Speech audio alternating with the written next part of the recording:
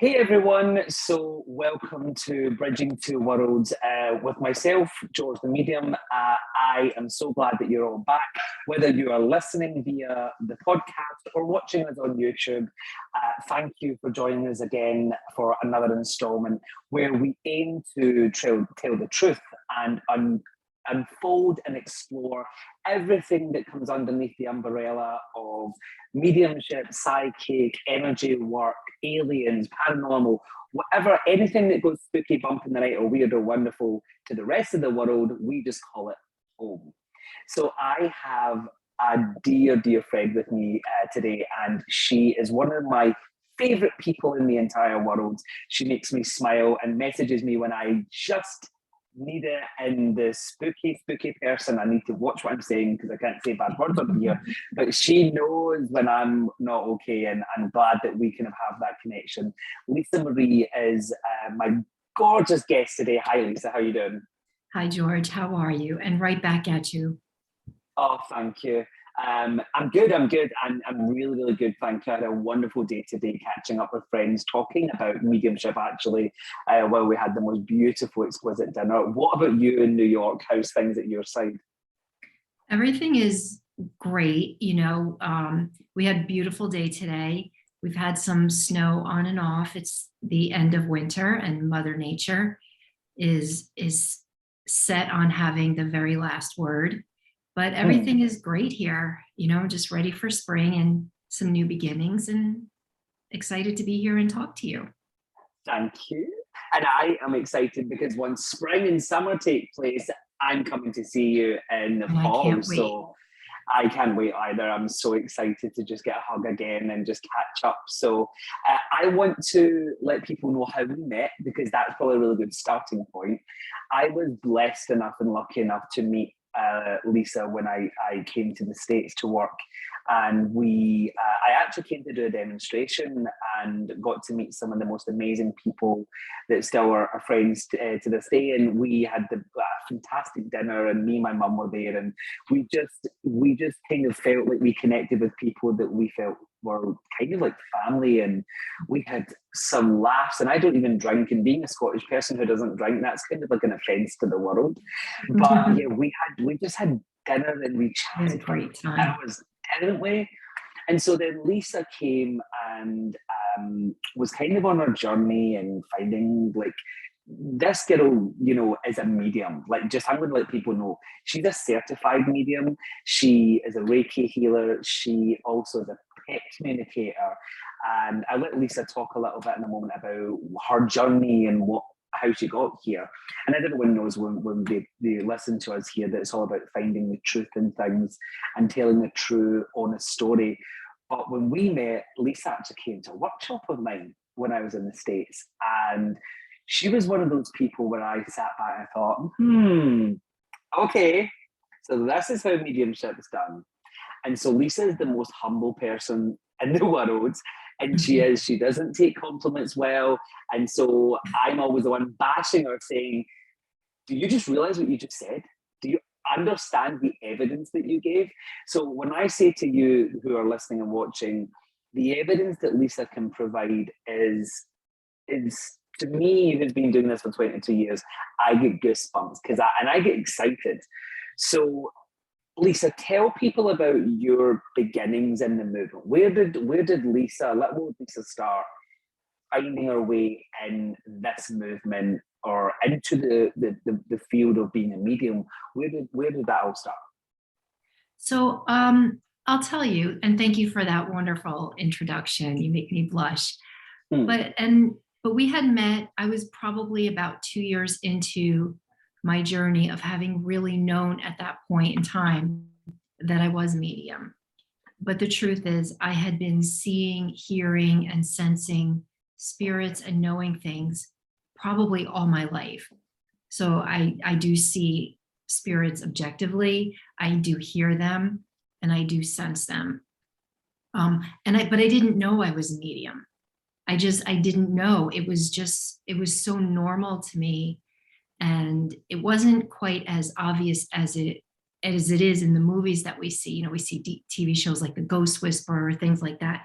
It wasn't like that, but I would see and hear and feel, and it just became so normal. I didn't know. I just assumed at one point in time that everywhere I lived was either haunted, or I didn't know what to do. And the spirit world said, well, we need to really start to get her attention. So then the activity started to really kick up, and I started to really see all the time, and I was hearing and interacting with them. And I have to be honest, it scared me.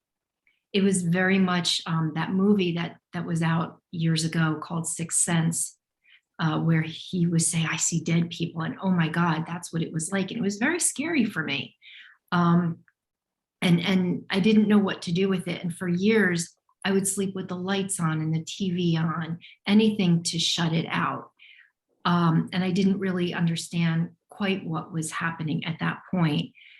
And no one could really help me until I did. I found this teacher that brought us together, Lee, and she's the one that said, oh, you're a medium. And I said, I don't know. I don't think so. And she said, all right, that's great. Well, call me back when you figure it out and I can help you. So about a month or two later, I was in one of her development classes, and she was putting me through some exercises. And at the end, she said, are you a medium? And I literally responded, I don't know, I guess so. And that's really where it all started. And that was about 6 years ago.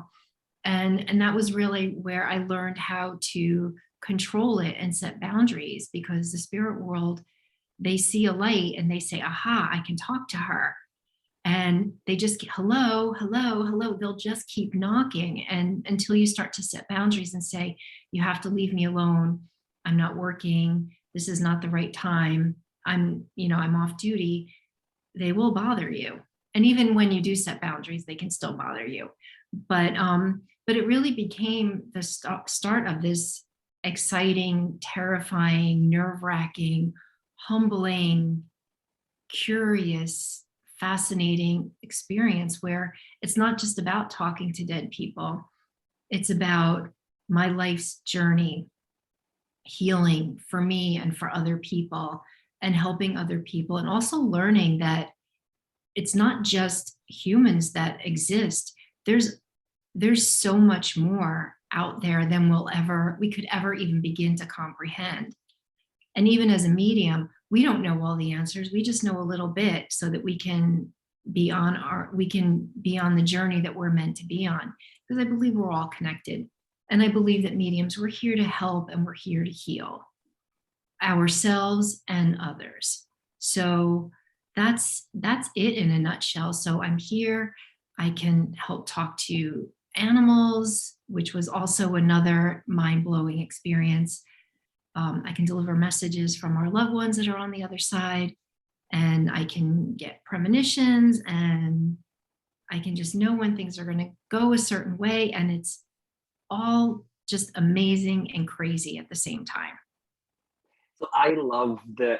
And there's a few things I'm going to touch on that you've mentioned as we go through, but I love that I'm now hearing, for anyone that doesn't know Lisa, will not know the journey that it's taken you to even get to that point, to actually say, I can do this and I can do that, and I this is how I work and this is how I work. Because there was a long period of you kind of not really, I suppose, accepting that. And I love that you're very honest about that, because there is so many people who are genuinely conflicted and don't understand. And even when they start to get things and go through and dedicate themselves to this, because I'm the biggest person, as you know, I'm like, dedication and discipline, like discipline. Because most people just want to, pick up a tarot deck, and the next thing they're doing is, live Facebook readings and then charging people exuberant amounts of money. And then they're saying things that are leaving people distraught and devastated. And to some cases, leaving people who will take their lives by the words in which people have said. So I love the fact that you kind of always went through all this as a kid, going through all your life. It was kind of like, no, not me.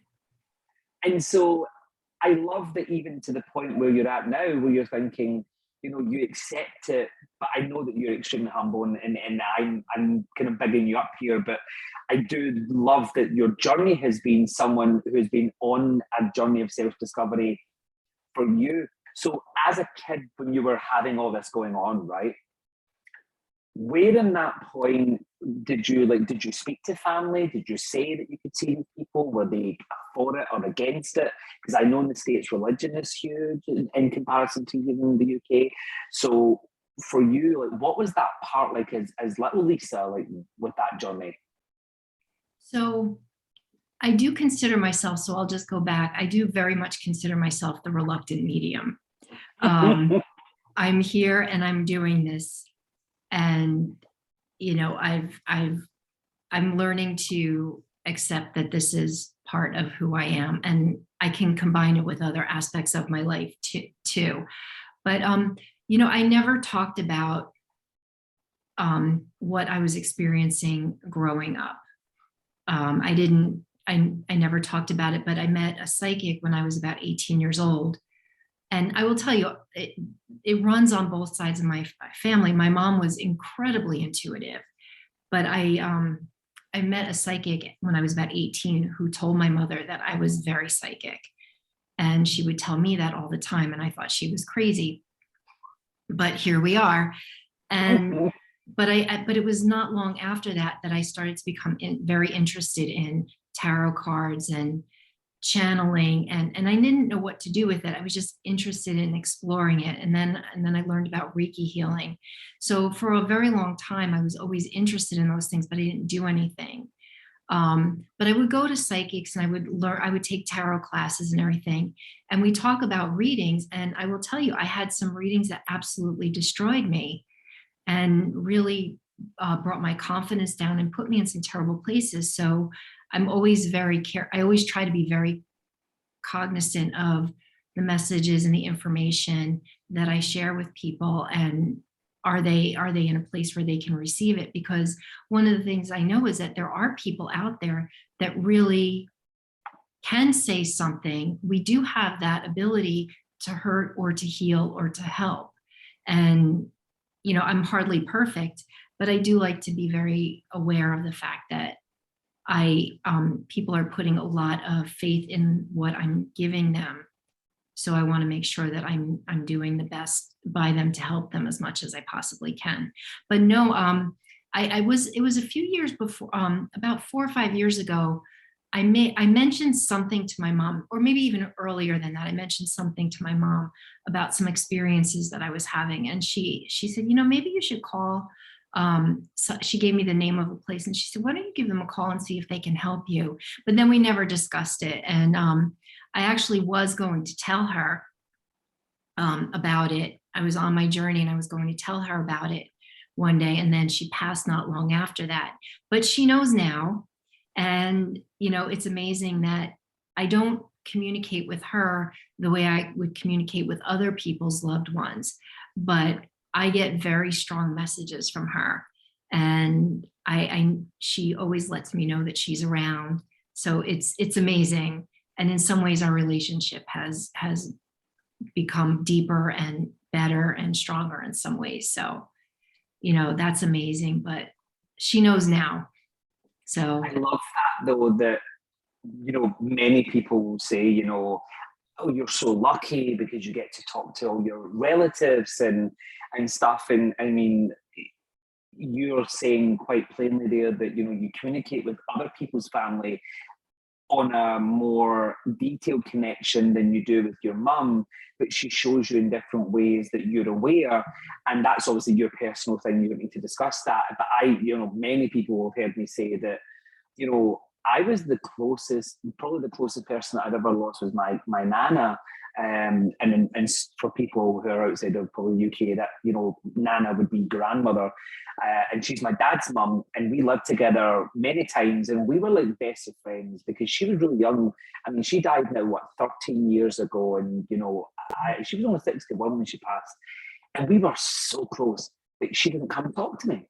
And so I tell like private reading clients or an audience of people, I know what your pain is like. I know what that journey is like, because I I know what that, I want her to come, but she doesn't speak to me. And people say, do you know why? And I'm like, I don't know. If I knew that, maybe I could like fix it.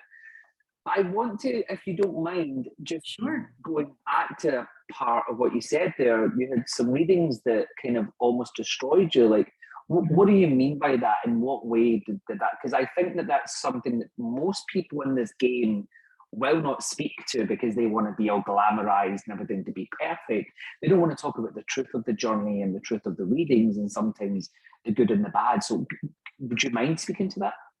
Sure. So, I always loved having readings and having my cards read and things like that. And, you know, the thing is with those readings, we still have choices. So things can change, and it doesn't necessarily mean that what someone tells you could be written in stone.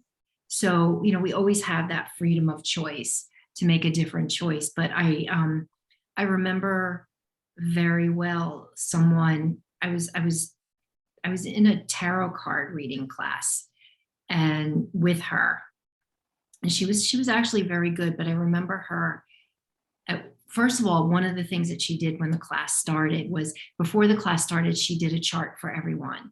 So, and there were 6 or 7 people in the class, and she handed me my chart. And as she handed it to me, right before she did, she held it up and she said, "Oh, this chart," she said, "this is the kind of chart that when I take a look at it, it makes me not want to get up in the morning."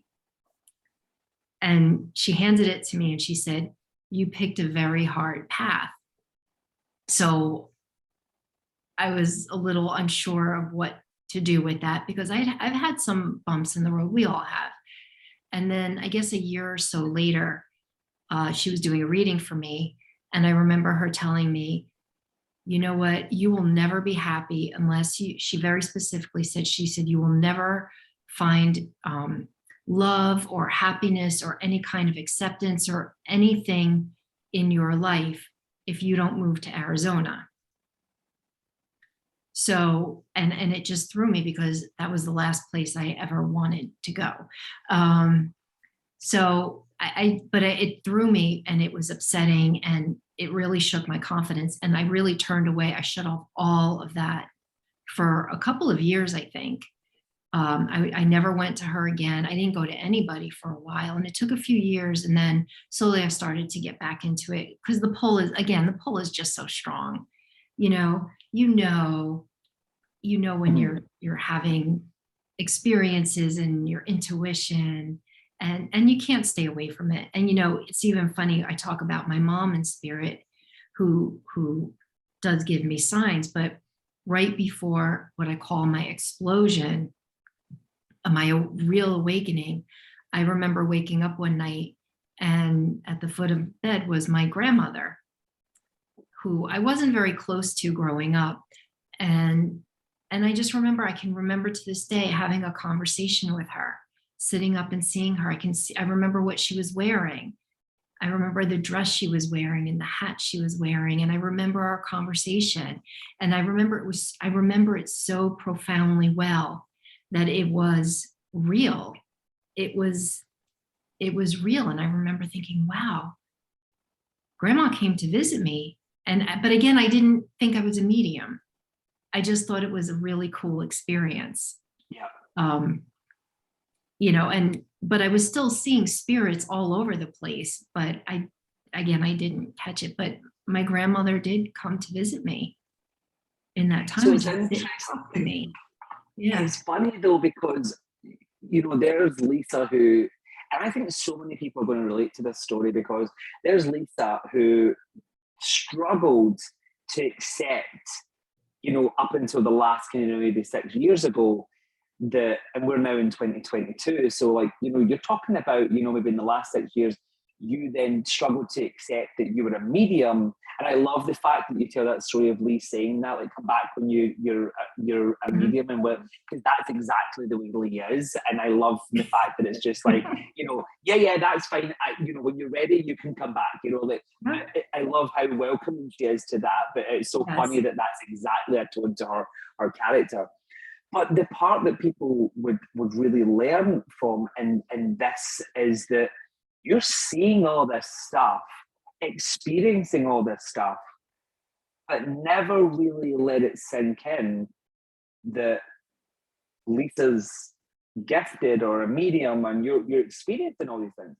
But so many people would cut the right hand off just to have that experience or because most people nowadays, I say this all the time, people buy a tarot deck, they have a Facebook page, the next thing they're doing readings and, they're charging a fortune. So within that, people would give half of it just to, have the experiences you've had, whereas you're the opposite from most people.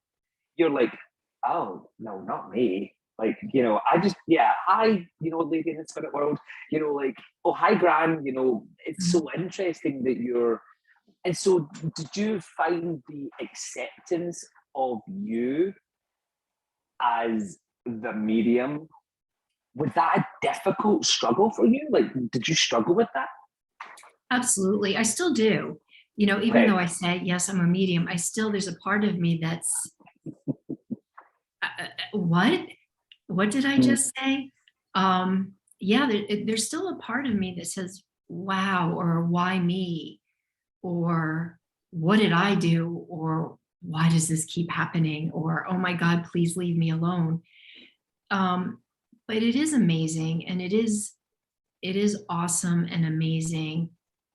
And it is a beautiful gift. And you know what the truth is, I believe we all are sensitive to a certain extent. And I believe some are just more sensitive than others. But I do believe that we can all have some of the experiences that I have. We all have intuition. And I think at the very least, we all have the ability to connect to our loved ones on the other side in some way. They send us signs all the time. They let us know that they're with us and that they love us. And I believe we have spirit guides that guide us through our life while we're here. And I believe that we have a plan. So, I think there's so much going on, but I still think, wow, this is part of my plan. What was I thinking? But it's still beautiful and amazing. And I'm still in awe of other people, other mediums and psychics, and how incredible they are, and the beautiful messages that they bring through when I watch them. So you said why a moment ago. Why do you think that we get to be mediums? Why do you think we get to go on these journeys? Why do you think that most people who are genuinely true mediums have some of the most horrific lives or horrific life experiences? I will say I don't have all of the answers, but this is my belief. Mm-hmm. My belief is that we do come here with a mission, and part of that is to help and to heal. But I also believe there's some of the experiences that we have are so that we can learn, so we can help and heal others. But I also believe we're here on our own mission, our own soul's journey, for our own healing and our own learning and our own growth. I believe in past lives, and I believe our soul has a journey or many journeys to go through on Earth, or maybe somewhere else. Who knows? I don't know. But many journeys on Earth, many lifetimes, until we're done with all of the lessons that we are meant to learn, and all of the experiences that we are meant to have. And I believe part of this is to help others. And, I believe that some of us get together and say, okay, we're going down and we're going to help. And I believe that we are at a place in time, especially over the last 20, 25 years, and with everything happening now, that we're here to maybe see what we can do to help a little bit. Yeah. I don't know the answer exactly, but we are here to help. I get that though, because I think if we did know all the answers, then it would be a completely different conversation we'd be having. Mm-hmm. I think that what you're saying is, especially in the last 25 years, we've seen an uptake in the growth of mediumship and psychic Yes. abilities. And and I'm not just saying because of the internet, but I'm saying because I'm like you, and that there's a huge shift that's happened within what we've been doing. And I love the internet in a huge way because we're getting to do this via the internet, you know. Absolutely. And so it allows us, you know, we have a lot of, you know, hilarious conversations of, and listen, I let people know, like, people ask me all the time, oh my God, like, you must get together with all your medium friends and talk about mediumship. And I'm like, oh, we don't. We talk about what's happening in our life. We don't often talk about actually what we do, because it kind of is like, I don't know, it's not that it's not important, but it's more like, I want to talk about what's going on with you in your life. And because then that's kind of maybe work. And I always try to say to people, there's George and then George the medium. There's kind of like that kind of separation. You know, when people say, you know, after you finish a demonstration, like, do you come away and there's still lots of spirits talking to you? And I'm like, no. Like, as soon as I'm done, as soon as I finish that reading on the platform, I'm done. The spirit world know, like, we have a good arrangement. They don't bother me. I've done my work that they need me to do, but I'm disciplined. Where did you find the biggest part of discipline for you? What was the biggest hurdle for you on your, we'll just call it your spiritual journey? What was the biggest discipline thing that you had to learn? Oh, it's still the biggest discipline thing I have to learn is, you know, I would have to say, people say you should meditate every day.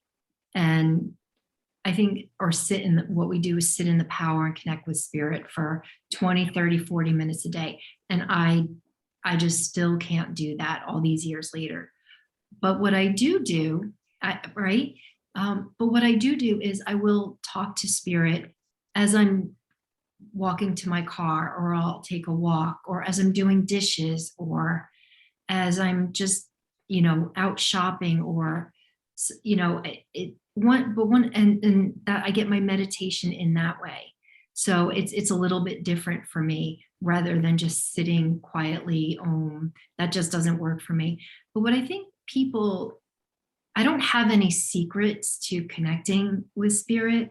And what I think I would love for people to know is that we're mediums. We're just normal people. You know, we are just like, you know, I work a corporate job, you know, and a very busy corporate job that I love. And I work with amazing people, and it's very corporate. And it's interesting because the people that I've shared this with are so open and accepting, although I don't talk about it all the time, but I do bring some of it into my work little by little. But anyway, but we're just normal people. We talk about work, we talk about friends, family, what's happening in our lives. We gossip a little bit, and we talk a lot about, I think in the realm of psychic and mediumship, we talk about what's happening in the world. Yeah. You know, how can we help and change and support each other? And I think when we get together and have conversations, and it is about mediumship, it's about, you know, oh my God, I had this really unusual reading, or I done this demonstration, or I had this client or this student. And we get, I love when you know, you've been circle, or I've been teaching a workshop, and people would be at the break and, you know, asking me questions and stuff. And it's like, I get to learn so much about that person. And then I'm like, do you realize how much of you is in that? Like, with their own, like, how much their growth. And I always love when people come away from a development workshop or a weekend, or, you know, a mentorship, and they look back at the growth in which they've had as a person, not just the medium, because not everyone is a medium. This is what people, and we've had this conversation before, not everyone is a medium. Some people are just really good psychics. Absolutely. Sadly, they don't realize that there's a difference, because what they think they're doing is they're connecting with spirit, but actually they're reading the person psychically. Because if someone was reading me, then everything about my dead relatives will be imprinted in my auric field. They'll be able to sense all of that, because all their memories and love is connected to my energy. So as you know, I've said that, the auric field is like reading Braille for a blind person. It's like it's reading that energy, it's feeling that. But some of these psychics are reading the energy of that person, but they think they're talking to that dead relative. And it's quite a difficult turnaround for them. What I love, and this is a segue into something that you do, which I don't know anything really about other than the title, is pet communication. So this is something that I think is more specific niche than it is a wider one. I really don't think it's a large part of people that do it, or maybe do it well. I have been asked by people, do I do it? And I say no. I have people that I can put you in touch with if that needs to be, but I'm not that person for you. And I think it takes the best kind of medium to say, I'm not the right person for you, but I can recommend someone for you. Right, because we're not always a good fit. Exactly. So tell me about that. Tell me about, where did the pet communication stuff come in? Because that's very different. And explain that to people who may not know what pet communication is. So I don't really know how that all happened.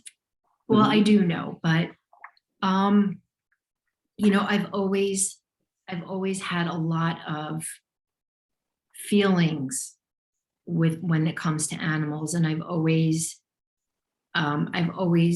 noticed that my emotions change when I sense when an animal's emotion seems to be changing.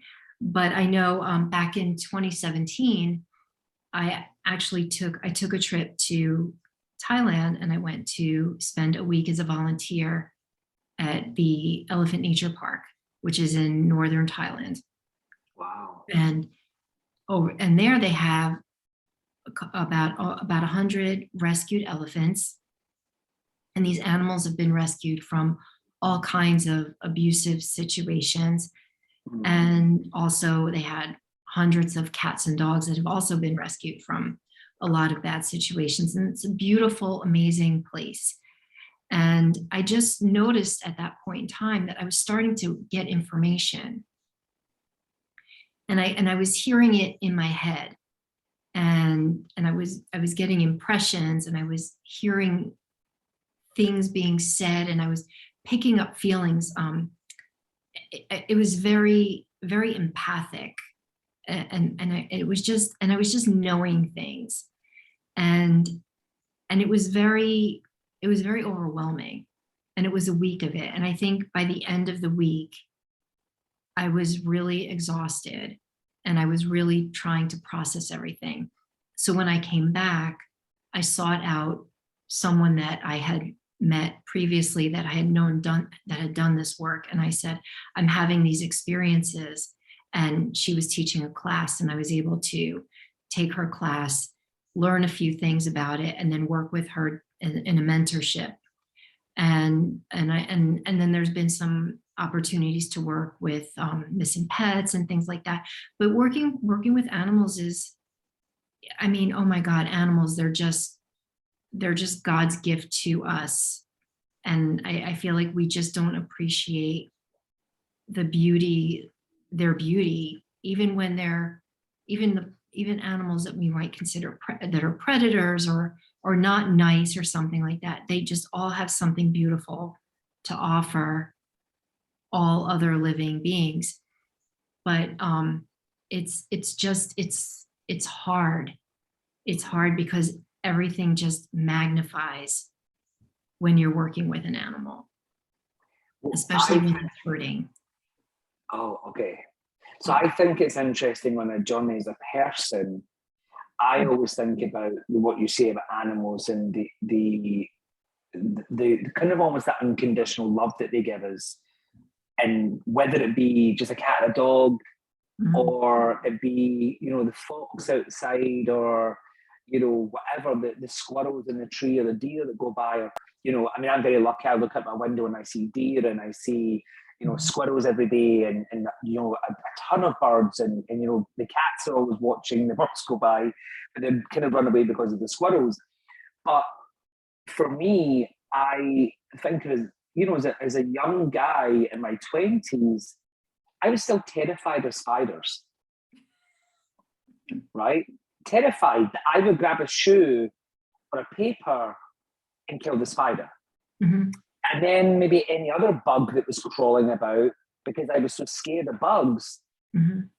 And I would then maybe take bug spray and things like that. And now, as a person, you know, in my late 30s, and I'm thinking, oh my goodness, I'm like, okay, how can I catch it? And how can I let it outside?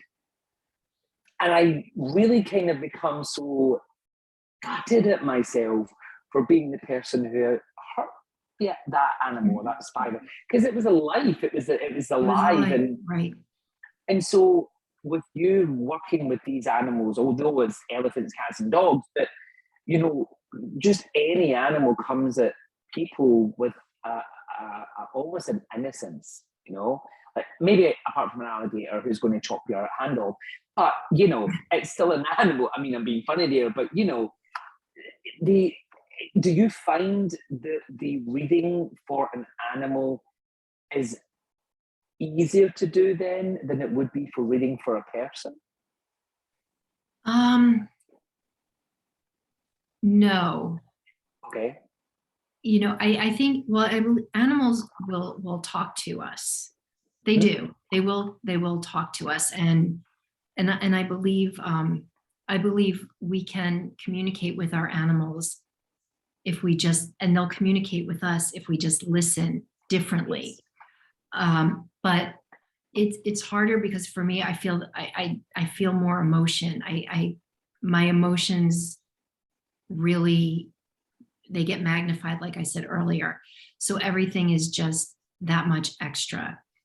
And, you know, if an animal has been rescued after a bad situation, or was in an abusive situation, or has, you know, a heartbreaking story to tell, or is just having, you know, a hard life in whatever way, it's really hard. Or if an animal is lost and you're trying to locate, I think that's the hardest part, is someone comes to you and says, my animal is lost. And I worked on something with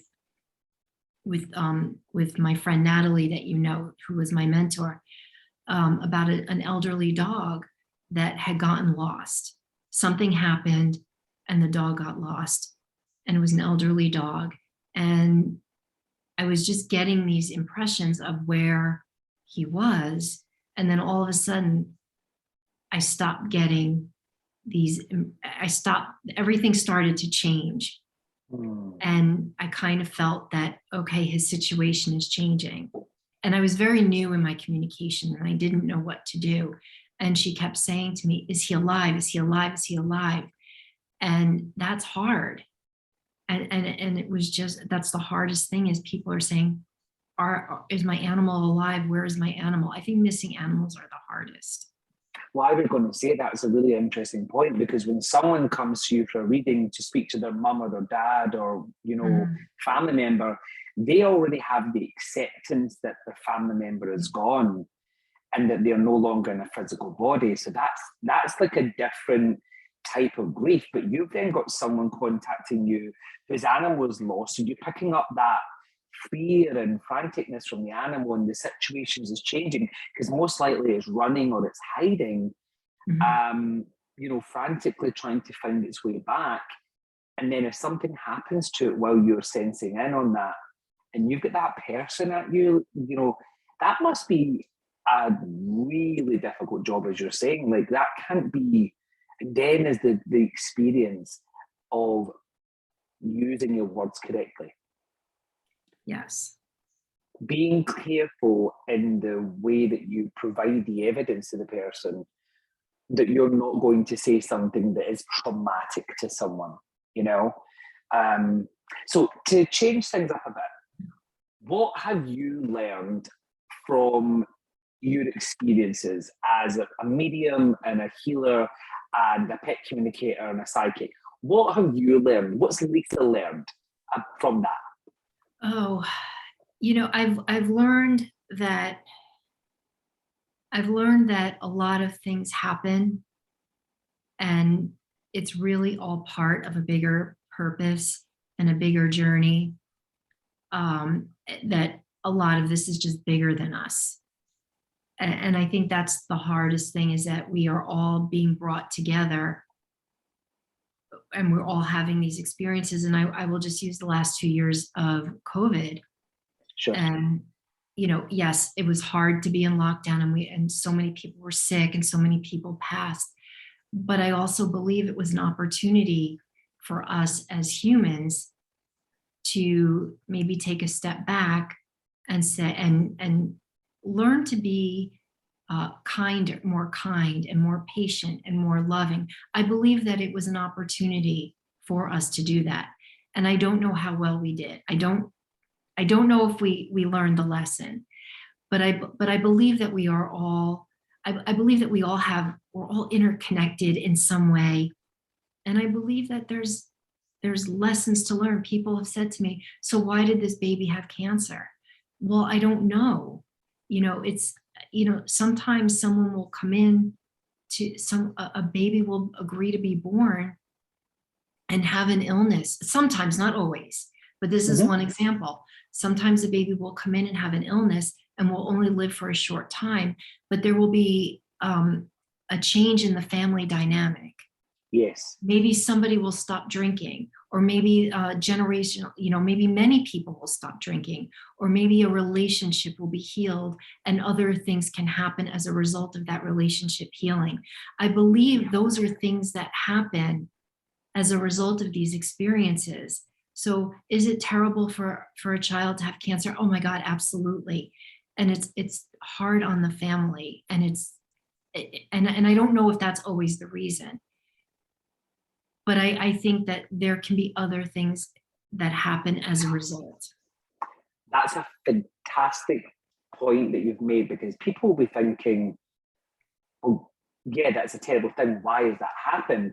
My grandmother was 61, as I've said, and she had lung cancer and she died. And I say to this day that her passing away was one of the best things that ever happened to me.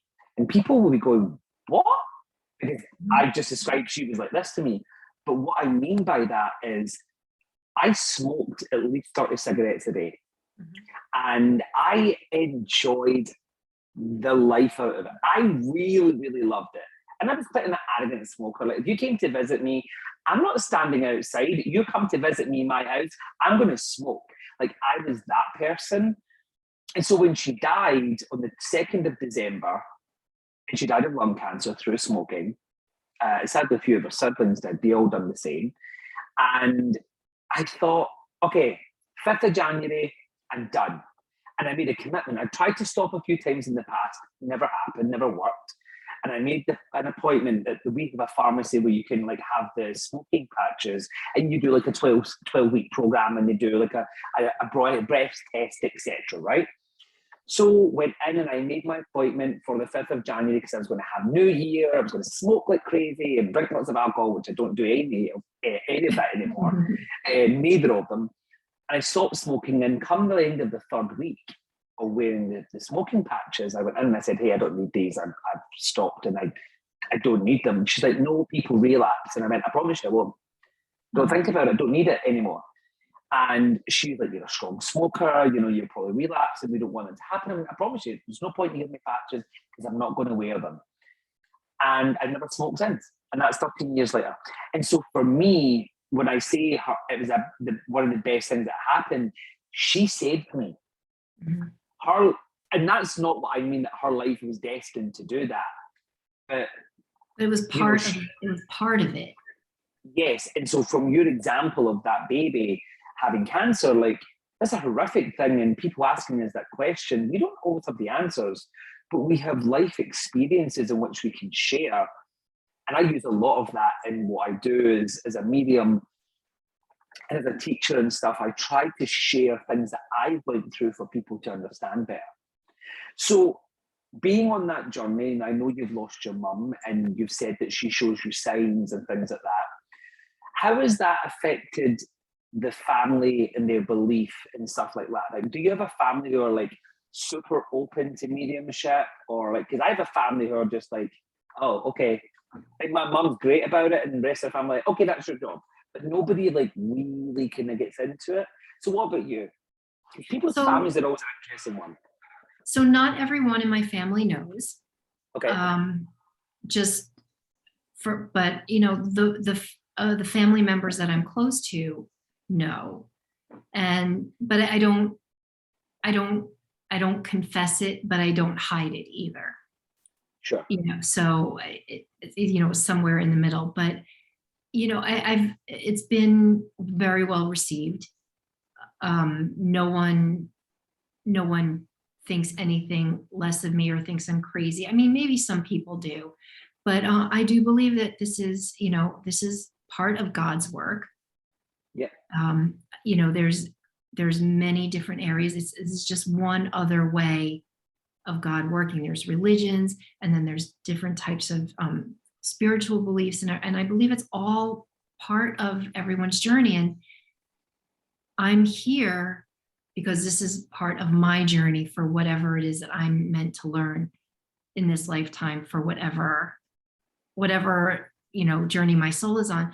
But no, I think my father knows, but I don't think he fully grasps it, but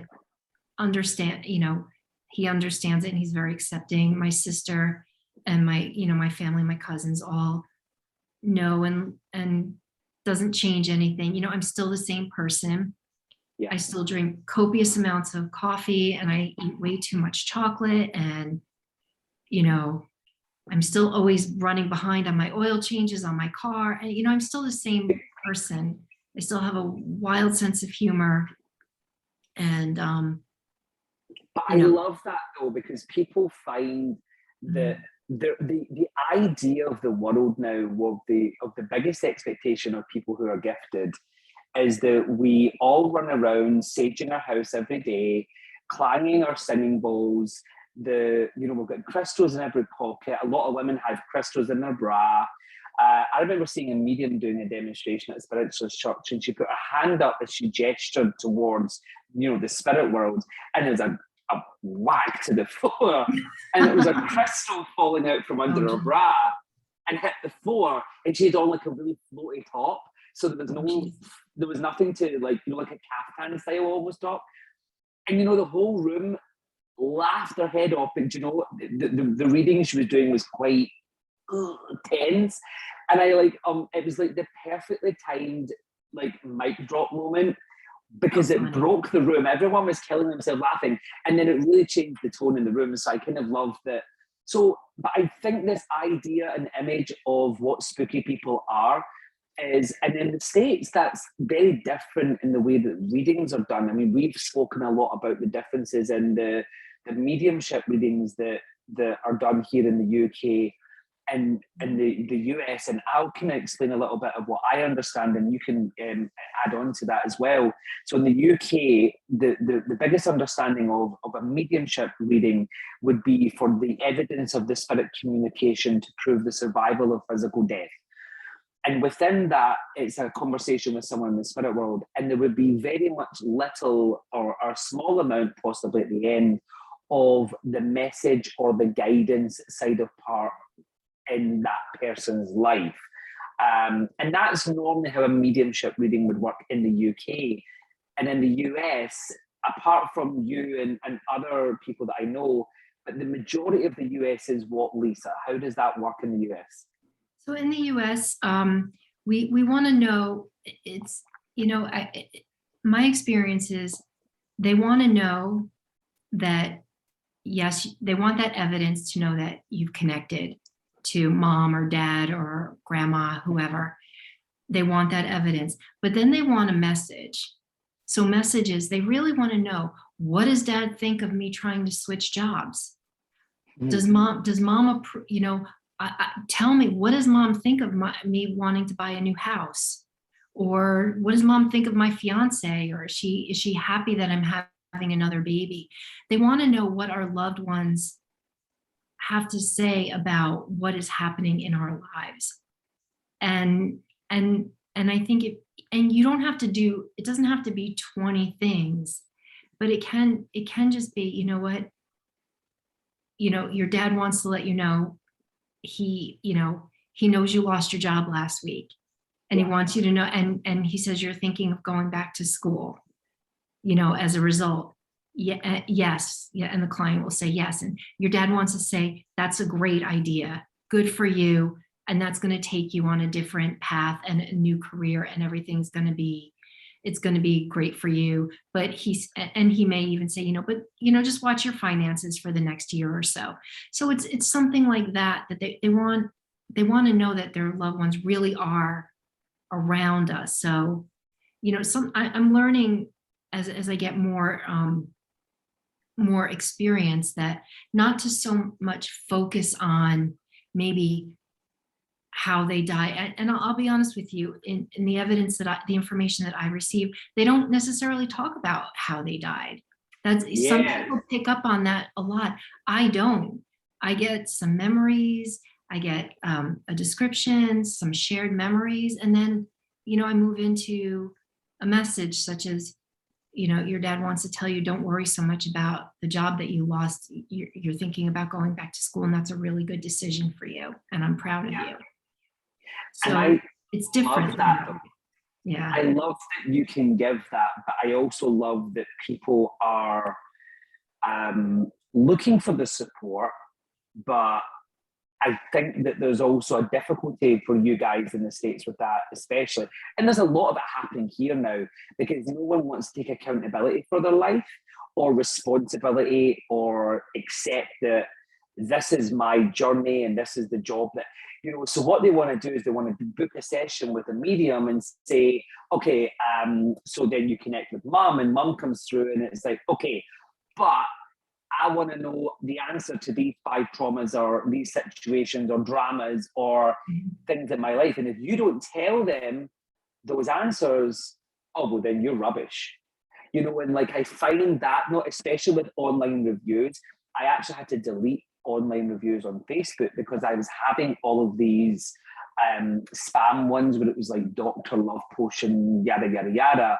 And it was on every it was like, this person recommends George the Medium. And it was all this. And I'm thinking, all of the people that would go and try and look for an honest recommendation are seeing all this spam. So do you find, though, that now, because of where you've got to in your experience, are you kind of like weeding out those people? Or do you find there's a steady flow of the people that you see or you read for that can be very, I need you to tell me what I want to know, you're rubbish? Or have you had experiences like that? Yeah. So, I'm not out on social media with my tarots or my mediumship in the same way that you are, but people do come looking for answers to very specific questions, whether it's a mediumship reading and a psychic reading, and they're different. And we can talk about that next, because the information comes to me differently if it's a psychic reading or a mediumship reading. When it's a mediumship reading and someone wants to they want to hear from very specific individuals on the other side, and they want very specific information, it may not happen in a mediumship reading. Chances are it probably won't. Yep. But I'll do my best. But I will also say, what? Hey, listen, let me switch. Let me come psychically, and I'll just say, what? I'm not picking this up from the spirit world, but let me say this is what I'm getting psychically, and I will adjust that if that's okay with you. And sometimes a mediumship reading becomes a psychic reading. But yes, more so in psychic readings for me, because I do more psychic readings than I do mediumship. People want they want to know, is my boyfriend going to propose? Are we going to, is he the one? Or, am I going to get that job? And if it's not what they want to hear, even if you walk them through a reading, I remember I did a reading for a gentleman a couple of years ago where he was going to college and he'd had a girlfriend and they were high school sweethearts. And he was very upset that she was going to a different college, out of state, far away. And he wanted to know, if he should change his plans and go to that school also. And I had to say, everyone is telling you to let her go. You're feeling her pull away. And, everyone's telling you to let her go. And I want to say, I think that's good advice. Follow your own path. And he was very angry with me. So I think in psychic readings, but same in mediumships, when people have an agenda and they're in pain, when they're angry and they're upset and they want to hear certain information, they're in pain. And it's hard. And if they don't get the information or the affirmation on a situation that they're looking for, they can become very angry. And that's hard. And they may say you're not real, or you're not true, or you're a fraud. I can't control that.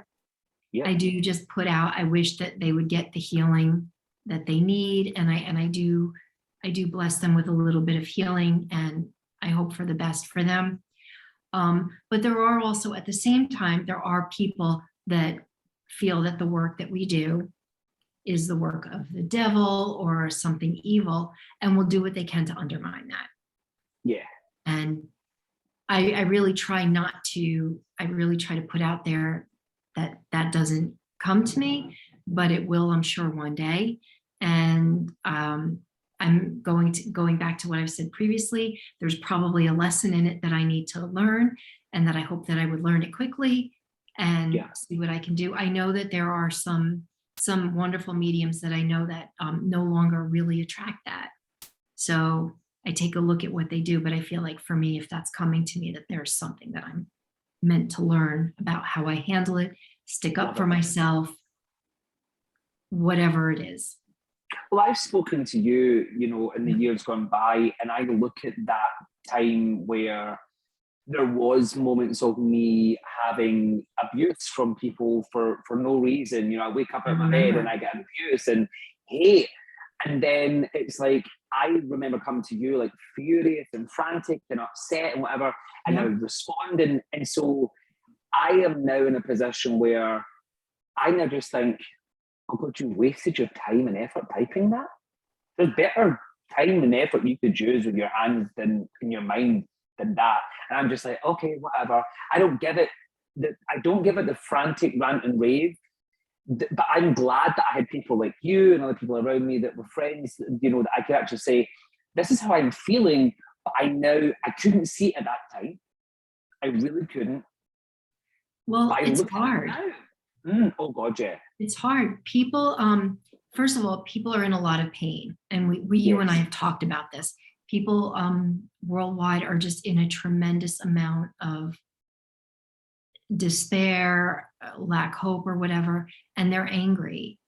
And the thing is, unfortunately, the internet has created a medium, for lack of a better term, or a vehicle for people to lash out anonymously. And I think people say things online that they would never say face to face. Yes. And they forget that there's a person on the receiving end of some of those horrible things that are being said. For me, it is one of the reasons why I'm not online as much. It's just too much for me right now. But at some point, I do hope that, I hope that people are able to heal or do whatever it is they need to do. But I'm sure I'm going to encounter those one day, and I'm going to have to take some of my own advice and not give it too much energy. But it's hard, and some of it's brutal. Oh yeah, like some of the things that I've received some horrific things, and I've seen other people.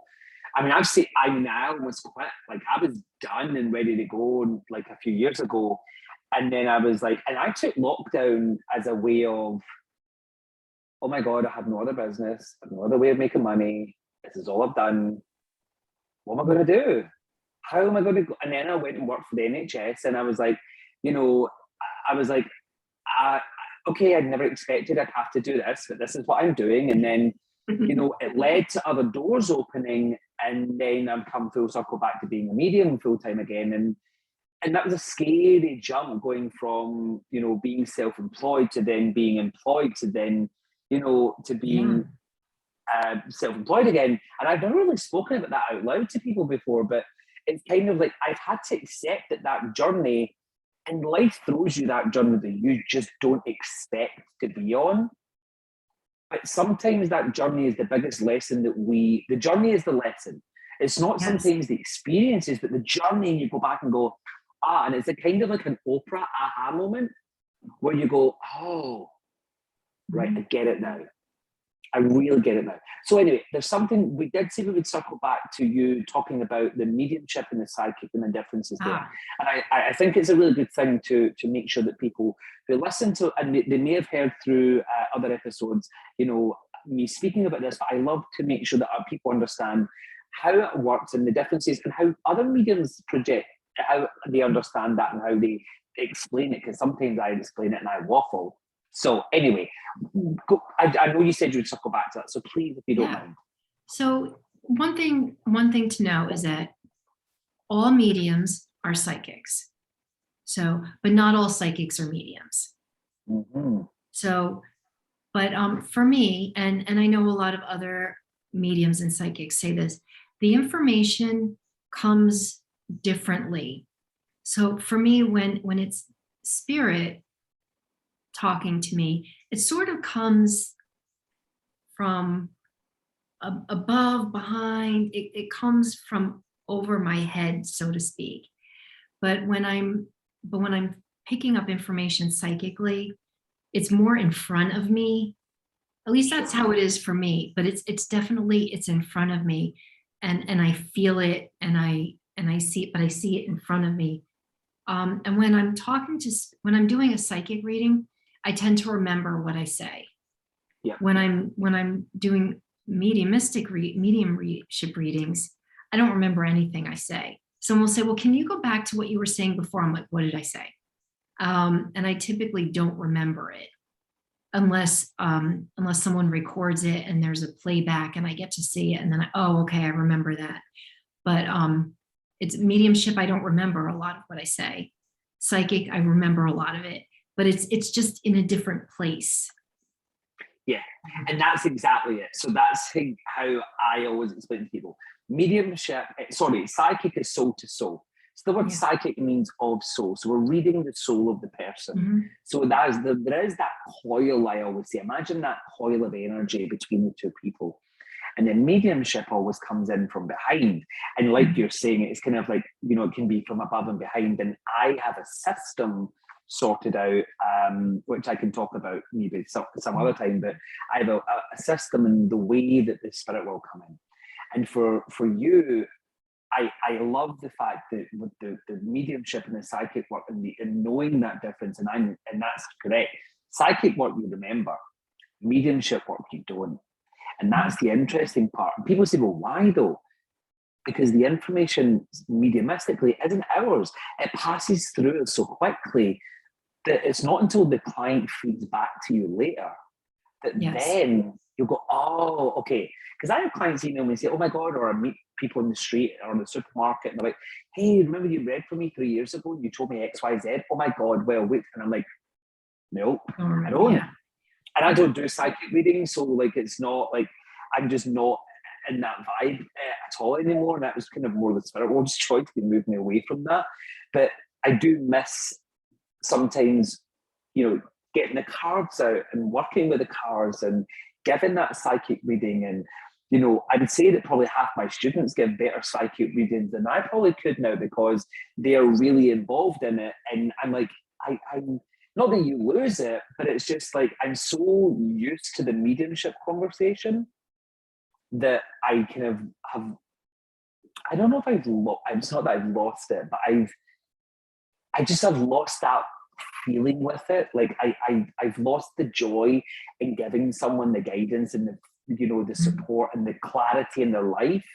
But then I don't kind of miss it as well because I don't really want to have the people come to me to say, am I going to get pregnant in the next 6 months? Because I've got a lot to do in my life. And I'm like, you make that choice.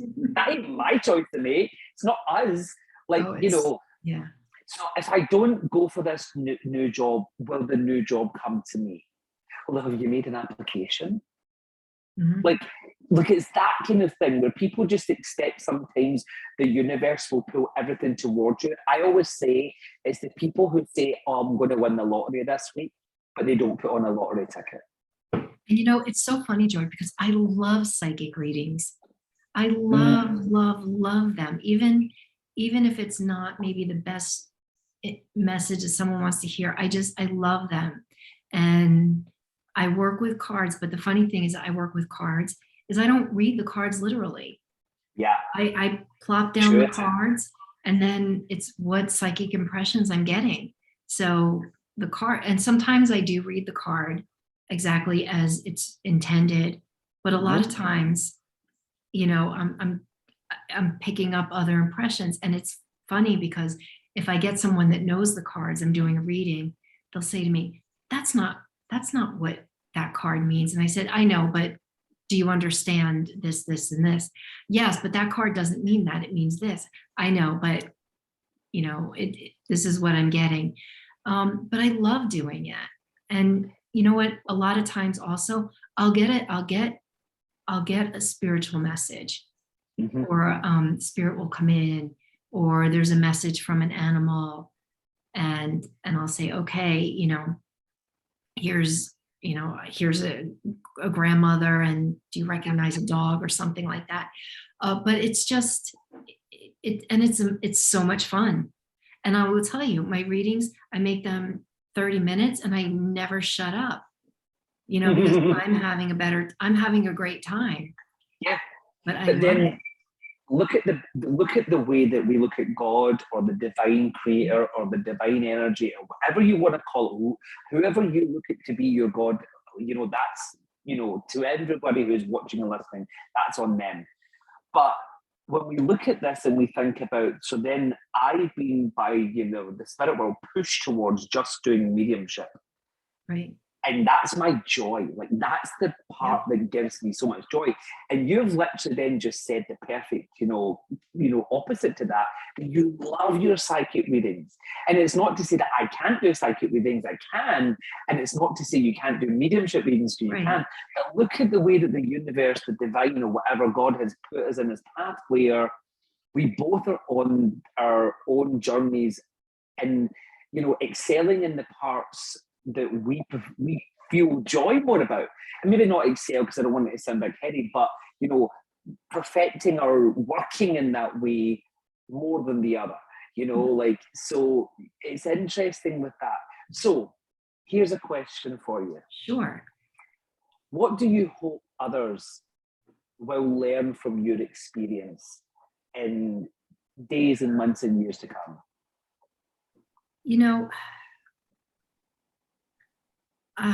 As well, let me ask you, as a medium, or just as my experiences in general. So your experiences as a medium, a healer, a pet communicator, Yeah. all of that rolled into the ball that makes Lisa. But I always think there's that part. There's Lisa, the medium, and then there's Lisa the person. So whichever way, I think, because people have been listening to you talk about your gifts and stuff like that, I think that it only relates to exactly the person, because we've spoke a lot about who you are.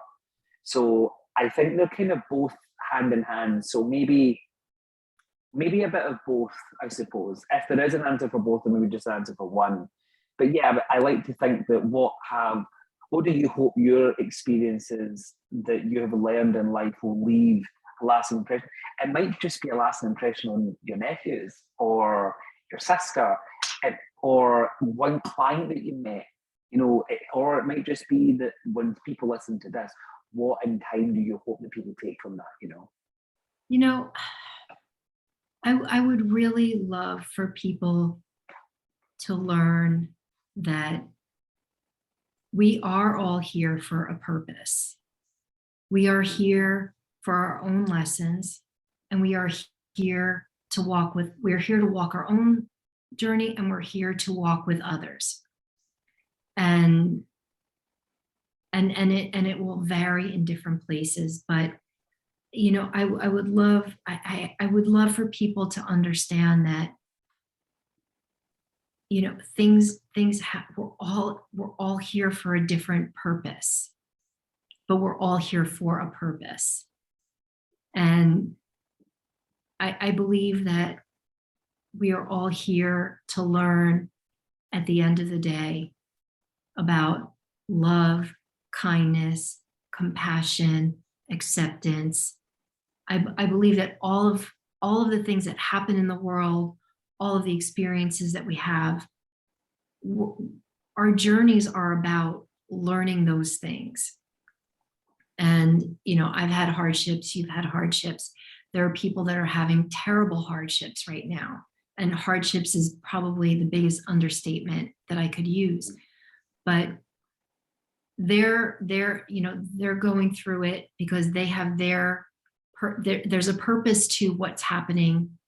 For example, in the Ukraine, there's a purpose to it. We don't know what it is, but I know here there's something for me. Maybe there's a call to action on my part, or for us here in the United States to learn, or there's something for us to learn. I don't know, it plays itself out, but we all have a purpose.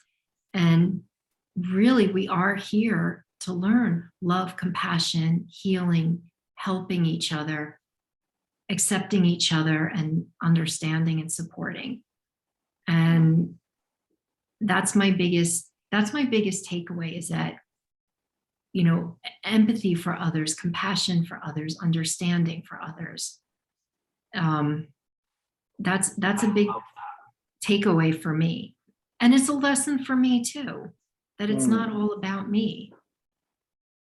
I think that lesson, though, in what you're saying, is that we're here, that the journey is the lesson, and that what the journey is right now, we don't know yet.